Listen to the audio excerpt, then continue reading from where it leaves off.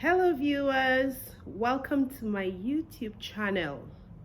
I hope you're all doing great. Now, if today's your first time visiting this channel and you're wondering what is going on here, we've been on a program tagged Designed for More. Designed for More simply means you have a lot more you can offer to your world. And we talked about the parable of the talent that Jesus told the disciples, of the man that gave 5 talents to one person, 2 talents to the next person, and 1 talent to the next person. So you discover that you have a lot more on your inside that you can pull out. And if I want to use the words of late Dr. Miles Monroe, he said, the future you're looking for is actually trapped on your inside. So you see, you don't have to be looking outside. Everything you need is right inside. So you need to look inward. So this program, Designed for More, is to literally take you from the point where you pen down your goals to where you actualize your goals. Today we're going to be looking at an interesting topic, and I'm super excited about this topic because it is something that should be considered. It is vital. It's a vital information that every builder should have or should know. The question here is, what are you building? Are you building a career? Are you building a family? Are you building a business? What is that you're building? People just keep building, every day people are building things. You may also be building to fail, and some are actually building to succeed. So today I'm just going to list out a few points we need to note while building. And I title this The Attitude of a Builder. And because I'm a faith person, my anchor scripture is taken from the book of Nehemiah chapter 4. I'm not going to read it, so if you're a faith person like me, I would like for you to study that, the whole chapter, all right? But I'll just go straight into listing out the points that I have here. Number 1, attitude of a builder is for you to count the cost. What will it cost you to set up what you are building? You don't want surprises to spring up on you. You want to know what exactly you're going into. Number 2, break the entire building process into doable phases. Very important. Now, this will give you the courage to keep going when you're able to break them into bits and take them in different phases. Number 3, fence off the public. Very important. You must understand that there are some people that are vision killers. All right? And you see how a construction site could be very messy. So what they do is they fence it round so those passing by would not see what is going on there.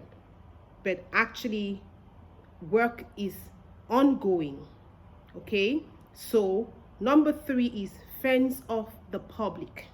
When you embark on your building process, you need to be able to shut people out, especially the people that will not help you stay focused. All right?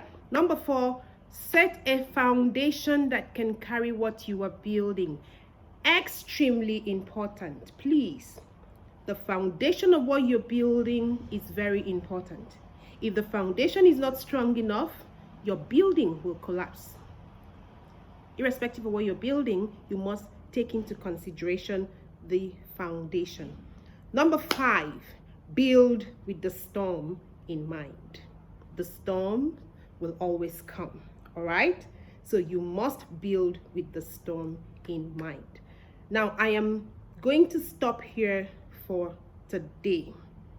Now, let me just say a little bit on number 5 that I said, build with the storm in mind. Okay, storm will always come, so set resistance in place. All right, there would be points in your life, there would be stages as you carry on the building process where you will get discouraged and you will feel like quitting, but don't quit. All right, keep pushing, keep putting one block upon another, keep reading one book after another, keep seeking for knowledge, keep doing your research. I wrote something on my timeline the other day, and I said knowledge is the antidote for ignorance. You don't pray ignorance out. You don't fast ignorance out. You apply knowledge, and ignorance will give way, naturally just give way. All right, so I hope with the points I have listed, you will be able to set to work. Now, I have a lot more on my blog, and I'm going to put the link of my blog below this video. All right, so I need for you to click on that link, and it will take you to my blog where you will read up extensively on the attitude of a builder. I have about 8 of them here, and I have about 13 of them here, but for the sake of time, I'm just giving you 5. Number 1, I said count the cost of what you're building so surprises don't spring up. All right. Number 2, I said break the entire building process into doable phases. Remember, we talked about goals, we talked about setting of goals and plans, having your objectives. Now the objectives is what is helping you break down the goals into doable phases. Okay, if you haven't seen those videos, please go back and click on the previous videos, and then you will get to understand what I'm talking about.